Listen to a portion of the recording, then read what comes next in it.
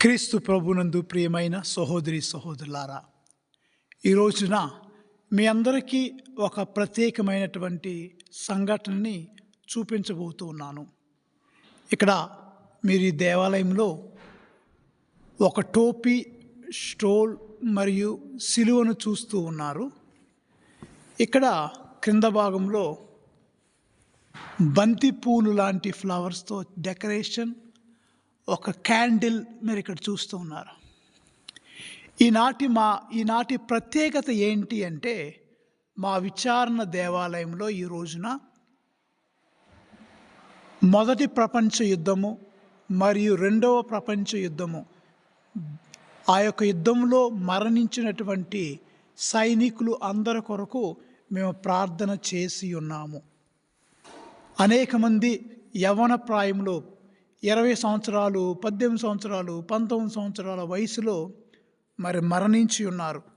ఈ దేశం కోసం ప్రాణాలను అర్పించినటువంటి సైనికుల పేర్లు చదివి, ఏ సంవత్సరంలో వాళ్ళు పుట్టారు, ఏ సంవత్సరంలో వారు మరణించారని వాళ్ళ పేర్లన్నీ చదివి వారి కోసం ప్రత్యేక విధంగా ప్రార్థన చేయటం అనేది ఈ యొక్క దేశంలో ఆనవాయితీ.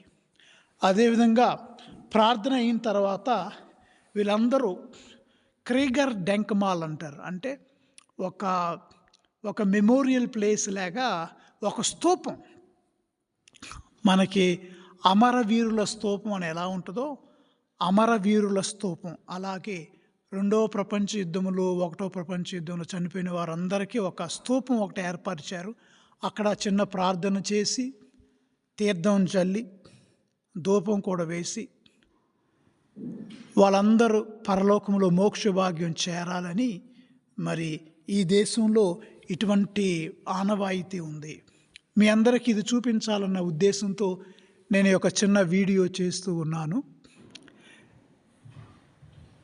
ఏలిన వార మరణించినటువంటి సైనికుల ఆత్మలకు నిత్య విశ్రాంతిని దయచేయండి.